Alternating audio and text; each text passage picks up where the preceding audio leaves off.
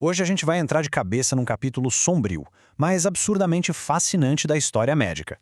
Pensem nas trincheiras implacáveis da Primeira Guerra Mundial, um cenário de destruição total que literalmente forçou a ciência a encarar seus próprios limites, e no fim das contas mudou para sempre a forma de entendermos a mente humana. E a grande pergunta que guia nossa análise é exatamente essa. Se a biologia não dá conta de explicar a dor de um soldado, o que explica então? É bem aqui que a gente esbarra no cerne de um mistério histórico gigante, o surgimento das chamadas neuroses de guerra. A gente está falando de quadros clínicos tão severos que simplesmente jogavam no lixo todas as ferramentas médicas da época.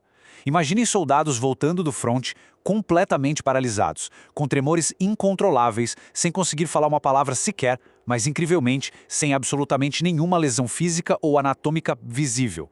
Nenhuma. Bom, vamos à seção 1, o enigma das neuroses e como isso causou uma verdadeira mudança de paradigma médico. Chegamos na seção 2, o limite da neurologia física e o tal do resto irredutível. Imaginem a cena. Os neurologistas alemães, que eram super rigorosos e tinham a técnica mais refinada do mundo na época, de repente dão de cara com um muro.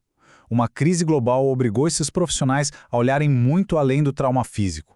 O renomado médico Robert Galp confessou esse colapso metodológico dizendo o seguinte: apesar de todos os esforços da psicologia experimental moderna, subsiste sempre um resto irredutível que não pode ser elucidado pelos meios atuais. É crucial darmos uma pausa para absorver isso. O exame físico mostrava um grupo intacto e perfeito, mas algo inexplicável, esse resto irredutível, simplesmente travava a engrenagem toda. O que nos leva à seção 3, o choque e a emoção e como a medicina começou a preencher essa lacuna. Foi justamente a partir desse fracasso investigativo enorme que a ciência teve que dar um passo para trás e os médicos finalmente sacaram o verdadeiro gatilho. Não era o impacto físico bruto das bombas, mas a emoção extrema. O neurologista Alfred Goldscheider foi um dos primeiros a articular isso, pontuando que impressões súbitas e assustadoras podem produzir diretamente afetos. É o caso da emoção, do medo. Ou seja, o grande culpado por trás de todas aquelas paralisias e fixações nervosas não era anatômico, era o pavor puro e simples do campo de batalha que conseguia dar um curto-circuito no sistema nervoso sem nem encostar na pele do soldado. E olha só que ironia histórica fascinante. Essas observações empíricas e até meio relutantes do Goldscheider eram praticamente um espelho das teorias fundamentais daquela psicanálise tão controversa na época. De um lado, a gente tem a teoria traumática do Charcot, do outro, a teoria da conversão do Freud. A realidade caótica da guerra acabou forçando a medicina tradicional a engolir o orgulho e redescobrir o que esses pioneiros já alertavam. Eventos e conflitos puramente mentais podem, com certeza, se converter em sintomas corporais devastadores.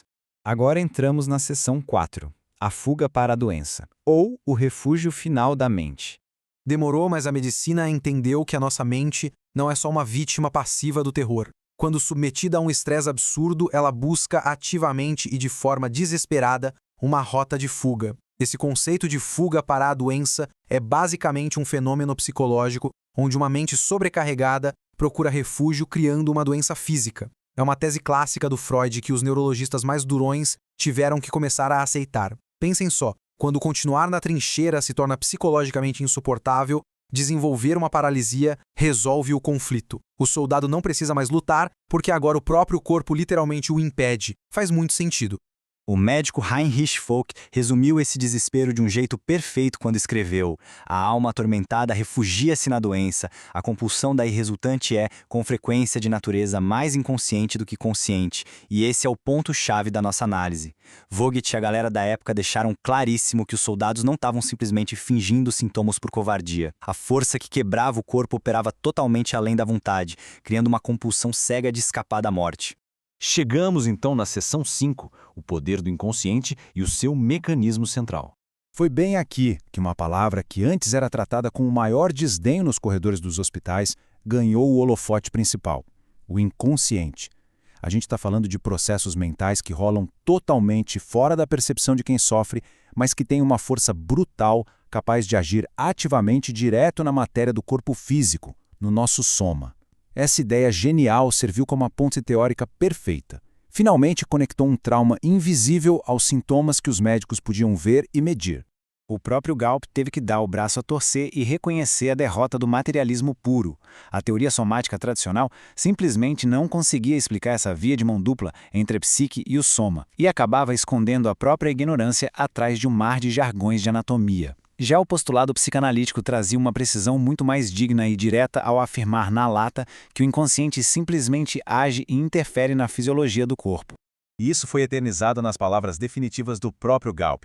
Admitindo-se que os processos psíquicos exercem uma ação no próprio corpo se escapam ao campo da consciência, então a maior parte das pretensas dificuldades desaparece. Trocando em miúdos, a partir do momento em que a medicina abraçou o que a psicanálise já estava gritando há décadas, o grande mistério vaporou num piscar de olhos. A ciência finalmente voltou a enxergar as causas reais. O que nos leva para nossa última sessão, a sessão 6, o consenso psicológico e a formação de uma frente unida.